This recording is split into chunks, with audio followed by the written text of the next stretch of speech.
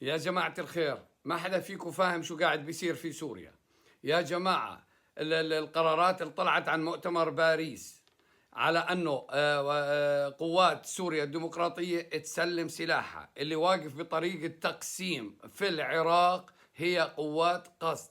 بدهم إياهم يسلموا السلاح. ليش؟ ما حدا فيكم فاهم ليش. الدولة الكردية قائمة لا محالة، بدهم بدهم دولة كردية تصير، لكن بشرط لازم تسلموا الأسلحة بالبداية. ليش؟ لأنه بدهم الدولة الكردية تكون تحت سيطرة إسرائيل. استوعبوا، بدهم إياها تحت سيطرة إسرائيل. والدولة الكردية بدهم يعملوها من كرد العراق بالأول، عند مسعود برزاني أو ابنه مسرور، ثم راح تتمدد وتصير في سوريا، لكن بدون سلاح. ليش؟ لأنها بدها تكون تحت سيطرة إسرائيل. استوعبوا اللي بحكيه. تركيا وإسرائيل طيزين في الباس واحد، اوعى تفكروا أنهم أعداء. هم بيقاتلوا في الكرد الآن على أساس يسلموا السلاح، وزي ما هدد التركي أنه راح ندفنكم مع أسلحتكم إذا ما بتسلموا. مؤتمر باريس الآن شو عم بحكي؟ حاطين الجولاني يلم كل الأسلحة داخل سوريا، لازم يفرغوها من الأسلحة كاملة، من درعا، من السويداء، من الكرد، الشمال الشرقي، يعني ما بدهم أي قطعة سلاح أو حبة ملح من رصاصة موجودة عندهم. بعدين إذا ما عندكم خبر، هناك جيش سوري خارج سوريا تم تدريبه في فرنسا، وسيدخل هذا الجيش السوري مع جيش فرنسي في الوقت اللي السلاح يسلم. يعني قوات قسد الآن في ورطة كبيرة، في ورطة كبيرة. الآن راح يخلوا اجتماعات بين مسعود برزاني أو مسرور برزاني مع شو اسمه مظلوم عابدي في سوريا. راح يتفقوا اتفاق مع تركيا ومع إسرائيل، إن وافقوا على تسليم السلاح. لكن إن تم تسليم السلاح شو راح يصير؟ راح يصير ثوار قوات قسد راح يكونوا في وضع حرج جدا، زي وضع شبيحة بشار. يعني ممكن يتم تصفيتهم. حاولوا استوعبوني. ممكن الكبار يستفيدوا والصغار او الثوار ما يستفيدوش او ياكلوا هوا. انا طبعا سلمي، انا لا محاض ولا محاض، انا قاعد بحكي لكم شو في مخططات. حاولوا استوعبوا. بتتذكروا القوات في العراق يوم امريكا دخلت العراق؟ نص جيشها كان من عراقيين يحملون الجنسية الأمريكية.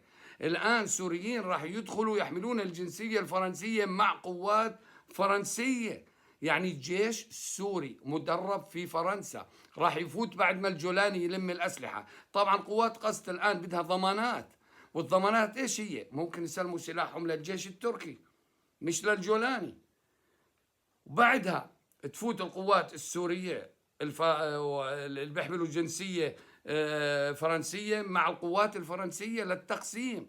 سوريا أنا أتمنى أنها تتحد وشعبها يكون مسالم ويحب بعضه، بس لا يمكن هذا الشيء يصير. هذا تحليلي الشخصي، لا يمكن يصير. أنا بتمنى الخير للجميع، بس سوريا مقرر إلها تتقسم. استوعبوا، ما بدهم ولا سلاح فيها. وفرنسا راح زي لما سقطت الدولة العثمانية، شو اللي صار؟ إيطاليا أخذت مناطق، بريطانيا أخذت مناطق، فرنسا أخذت مناطق. تذكروا فيصل الأول كان رئيس سوريا، بعدين كان ملك أو أمير لسوريا، بعدين فرنسا ما بدها إياه زتته على العراق، صار تحت الاستعمار البريطاني أمير للعراق. وهذا الحكي راح يصير في سوريا. سوريا هلا زي كأنها الدولة العثمانية وتتفتت الآن. فأي سلاح فيها لازم يأخذوه بأي طريقة. ما سلمتوا السلاح وقصد ممكن تكون معندة ما تسلم السلاح، لكن راح يكون المي الحمراء للركب، وانتم فاهمين شو بقصد. وإن سلمت السلاح، الثوار اللي راح يسموهم دواعش بعد ما يسلموا السلاح راح يصفوهم زي ما صفوا شبيحة بشار. يا ناس، أنا بحكي لكم مخطط، أنا لا مع ولا ضد. أنا عم بحكي لكم شو عم بيصير، وأنا حكي هذا قبل سقوط بشار على أساس أنه سقط.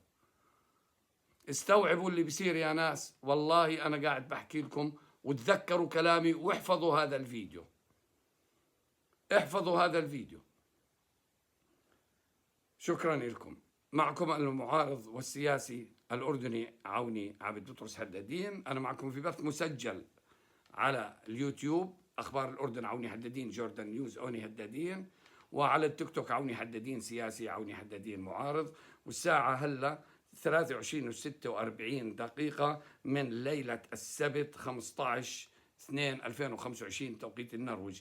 بتوقيت الأردن الساعة الآن 2:15 فجر الأحد 16/2/2025.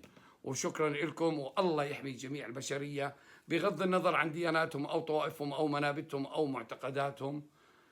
وبثي سلمي يوتيوب وتيك توك، أنا مجرد تحليل بحلل، وأنا ضد أي قتل أو تحريض أو إساءة أو إجرام.